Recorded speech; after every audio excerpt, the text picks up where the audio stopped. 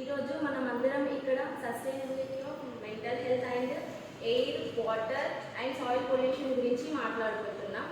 First air pollution. మీకు తెలుసా, న్యూఢిల్లీలో ఎడ్యుకేషనల్ ఇన్స్టిట్యూట్స్కి 2 months హాలిడేస్ ఇచ్చిండ్రు. నార్మల్గా అయితే మనం హాలిడేస్ 2-3 months ఎందుకు తీసుకుంటాం? సౌత్ ఇండియాలో అయితే సమ్మర్ హాలిడేస్ తీసుకుంటాం, నార్త్ ఇండియాలో అయితే వింటర్ హాలిడేస్ తీసుకుంటాం. కానీ ఒక పొల్యూషన్ వల్ల వాళ్ళు 2 months హాలిడేస్ తీసుకొని ఉండాల్సిన అవసరం వచ్చింది. అంటే ఒక పొల్యూషన్ అన్నది ఎంత డేంజరస్ చూడండి. First of all air pollution ఎట్లా అవుతుంది? మనం వెహికల్స్ యూజ్ చేస్తాం, industrial waste, smokes, burning something smokes. మనం అనుకుంటాం ఇండస్ట్రియల్ వేస్ట్ వాళ్ళు చిమ్నీస్ పెట్టి ఆ స్మోక్ అంతా పైకేగా వదులుతున్నారు, మనకేం నష్టం అని.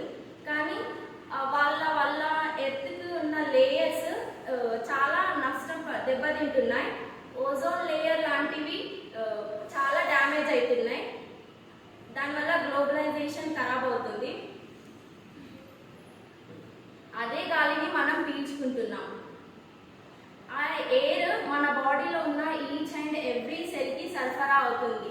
అది ఆల్రెడీ పొల్యూటెడ్ అయి ఉన్న ఎయిర్ మన బాడీలో ఎవ్రీ సెల్కి వెళ్తే మనం ఎంతగా డ్యామేజ్ అవుతుంది? ఫస్ట్ మెంటల్ హెల్త్, అది కరెక్ట్గా ఉండదు. మన మైండ్ కరెక్ట్గా వర్క్ చేయకపోతే మనం ఏ వర్క్ కూడా కరెక్ట్గా చేయలేము. And lungs problem, asthma, respiratory problems, cancers లాంటి ఎన్నో రోగాలకు మనం గురవుతాం. మరి దీన్ని మనం ఎలా ఆపాలి? First plantation and stop using vehicles. Cycling చేసిన ఎక్సర్సైజే, వాకింగ్ చేసిన ఎక్సర్సైజే. అవి చేయడం వల్ల మనకు నష్టం ఏమీ లేదు. కాకపోతే 2 సంవత్సరాలు మనమే ఎక్కువగా బ్రతుకుతాం.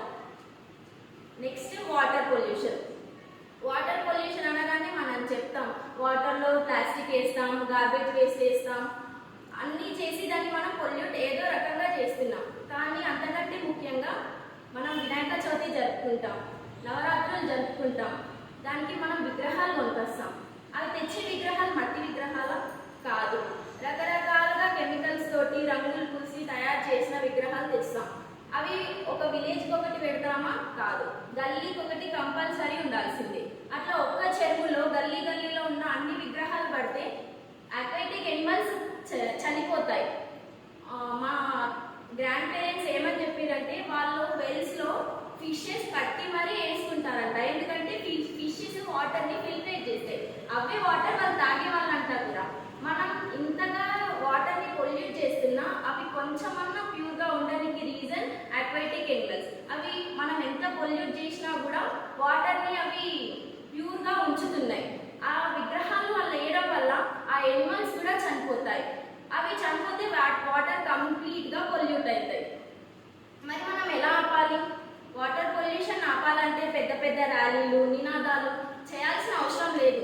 ప్రపంచంలో జరుగుతున్న అన్ని వాటర్ పొల్యూషన్స్ మనం ఆపలేకపోవచ్చు, కానీ మన సరౌండింగ్స్లో జరుగుతున్న వాటర్ పొల్యూషన్కి మనమే రెస్పాన్సిబుల్. ఫర్ ఎగ్జాంపుల్, మనం స్కూల్ నుంచి, కాలేజ్ నుంచి నడుచుకుంటూ ఇంటికి వెళ్తున్నాం. అక్కడ ఒక ట్యాప్ ఓపెన్ అయ్యి వాటర్ లీకేజ్ అవుతుంది. నువ్వు చూసినావు, దాని పక్కనే కొంతమంది కూర్చొని ఉన్నారు కానీ పట్టించుకుంటలేరు. అప్పుడు నువ్వు అనుకుంటావు వాళ్ళకే లేని నాకేంటి, నేను కూడా అట్లనే వదిలేసి వెళ్ళిపోతాం అని నువ్వు అనుకుంటావు. కానీ వాళ్ళు నువ్వు ఒకటేనా?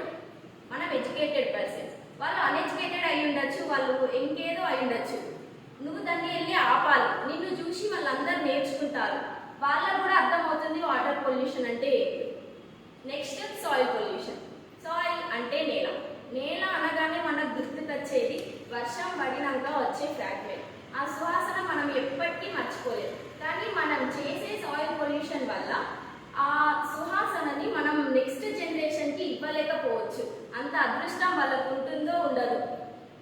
మనం సాయిల్ ఫర్ ఎగ్జాంపుల్, ఫార్మర్ ఉంటాడు, క్రాపింగ్ చేస్తాడు, వరి పంట మంచిగా దిగుబడి వస్తుంది, పెస్టిసైడ్స్, ఫెర్టిలైజర్స్ యూజ్ చేస్తాడు.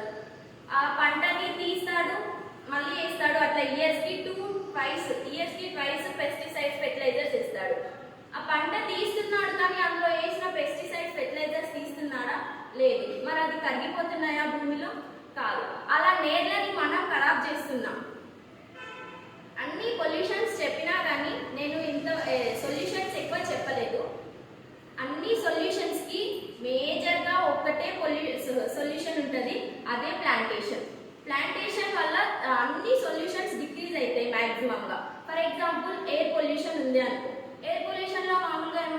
కార్బన్ డైఆక్సైడ్, నైట్రోజన్ వేస్ట్ ఉంటుంది. అదే కార్బన్ డైఆక్సైడ్ అయితే ప్లాంట్స్ రెస్పిరేటర్కి కార్బన్ డైఆక్సైడ్ యూజ్ చేసుకొని మనకు ప్యూర్గా ఆక్సిజన్ రిలీజ్ చేస్తాయి.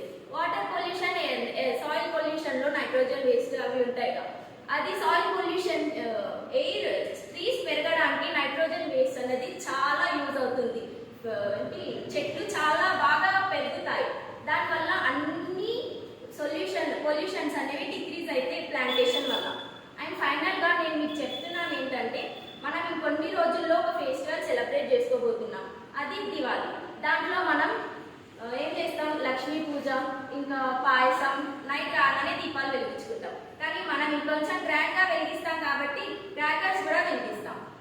వెహికల్స్ యూజ్ చేస్తే ఎయిర్ ఒకటే పొల్యూట్ అయి ఉండొచ్చు, ప్లాస్టిక్ వల్ల సాయిల్, వాటర్ మాత్రమే పొల్యూట్ అయి ఉండొచ్చు. కానీ ఒక క్రాకర్ బర్న్ చేస్తే air pollution, soil pollution, water pollution and also sound pollution, lighting pollution, ఇట్లాంటివి అనేక పొల్యూషన్స్ని మనం ఇంక్రీజ్ చేస్తున్నాం. సో ప్లీజ్ మీరు ఫెస్టివల్స్కి ఇవి చేయకండి.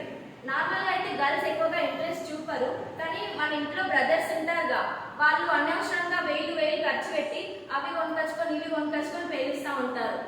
దానివల్ల బర్డ్స్, ఫర్ ఎగ్జాంపుల్ మన ఇంటి పక్కన ఇంట్లో వాళ్ళకి ముసలి వాళ్ళు ఉన్నారే అనుకో, వాళ్ళకు ఒకవేళ హార్ట్ అటాక్ లాంటివి ఏమన్నా ఉన్నాయి అనుకో, మీరు వేసే లక్ష్మీ బాంబు ఇట్లాంటి బాంబుల వల్ల వాళ్ళకి హార్ట్ అటాక్ నిజంగానే వచ్చి పోయేదే అనుకో, వాళ్ళ ప్రాణానికి మీరే రెస్పాన్సిబుల్గా.